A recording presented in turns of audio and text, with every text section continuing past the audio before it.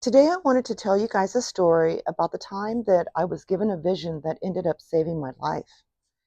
If you're new here, my name is Tiffany, and this is my new YouTube channel called Growing Up Shaman, where I tell true stories about non ordinary reality from the perspective of a shaman. Now, this story occurred about 17 years ago. I was in a long distance relationship with a man who lived in Utah. So I was in Utah at this point visiting him. And we decided that that weekend that I was out there, that we were going to take his ATV up to this mountain that was located about 2 hours north of where he lived. So on the way up there, this is when the vision occurred.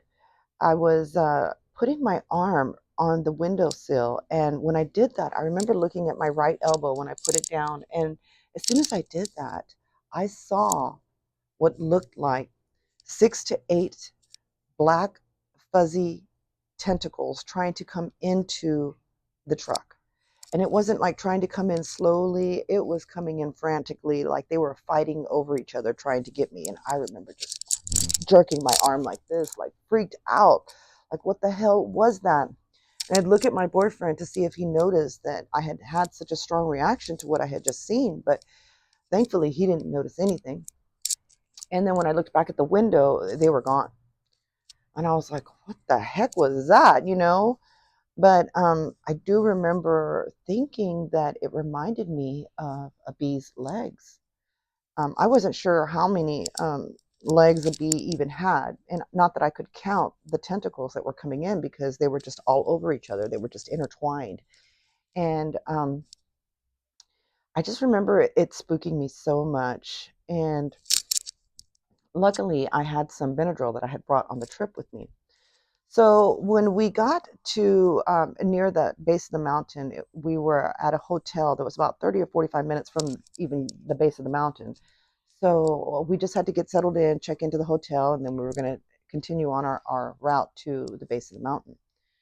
So once we got settled in the hotel, we get back in the truck, and we're about to turn onto this main road to go to that mountain. And when we were sitting there waiting for the cars to pass so that we could turn onto that highway, I remember looking at my right elbow once again, and at the same time, like I was doing the same thing, putting my arm on the window. And when I did that, I reminded myself of the vision that I had seen the last time I looked at my right elbow.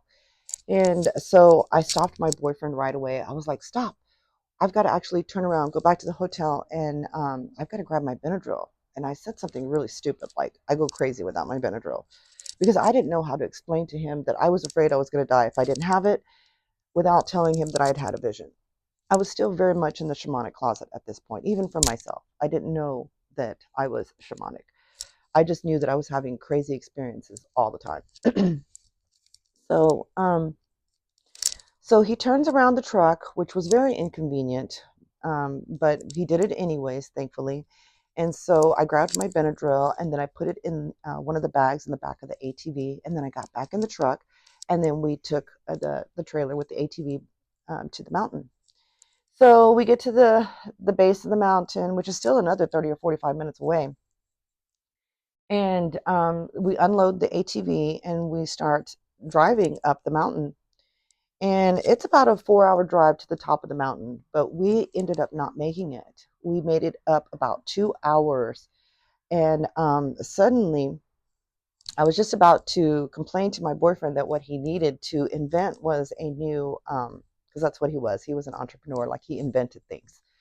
And I was like, you should invent like a windowsill for the window. So when I put my arm right there on the windowsill, it would have somewhere to relax.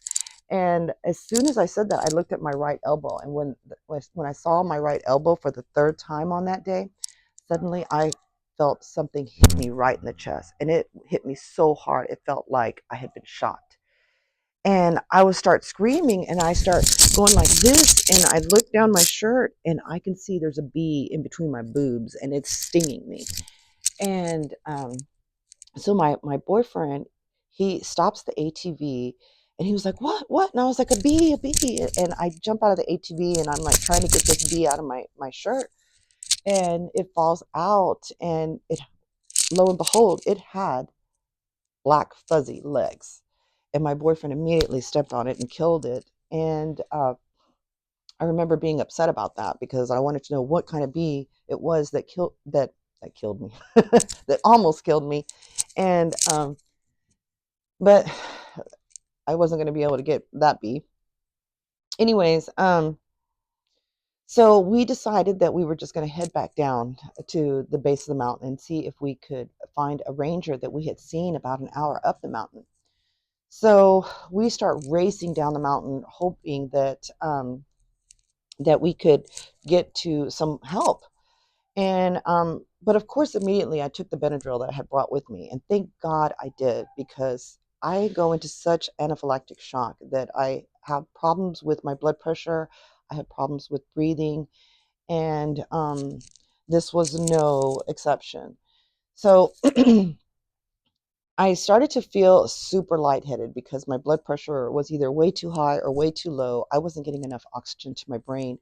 So when at like about halfway back down the mountain, I made him stop the ATV and let me lay down in the middle of the road and just put my feet up because I needed blood to my brain, because I felt like I was going to pass out, because I was just losing it. I was feeling like I was dying.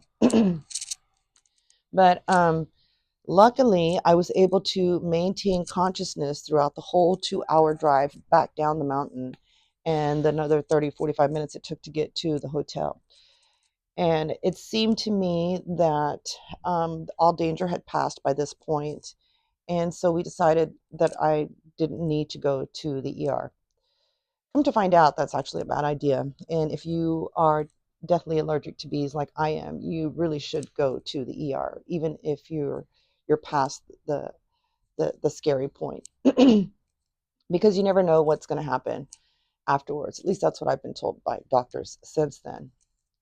But anyways, oh, I forgot to mention, when we were up on that mountain, when I got stung by the bee, and I was laying in the middle of the road, and my boyfriend, he was so freaked out because he absolutely knew that I knew that that was going to happen. And he was like, there's no way you could have known that that bee was going to get you. How did you know? How did you know? And he's over here trying to grab me by my shoulders going, how did you know, Tiffany? I know you knew. And I was like trying to explain to him that I needed like emergency help. I didn't need to be, chastised about what I knew beforehand. But but I eventually just told him, yes, I had a vision. Yes, I knew it was going to happen.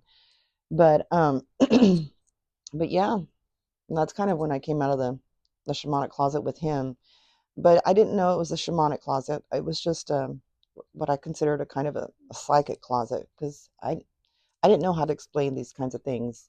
I had yet to meet my shamanic teacher. It was still going to be another 5 years before I had met her. So I really didn't understand what was going on. All I knew was that I was having experiences that I could not explain, but they were very real, and they were very helpful at times, such as this. So, anyways, I just wanted to share that experience with you guys. I hope you enjoyed this story. If you did, don't forget to give the video a like, subscribe if you haven't already, and hit that notification bell if you want to get notified every time I post a new video. Anyways, let me know if you've ever had any premonitions that saved your life. I'd love to hear about it. Anyways, thanks for listening, and I will see you in the next video. Bye.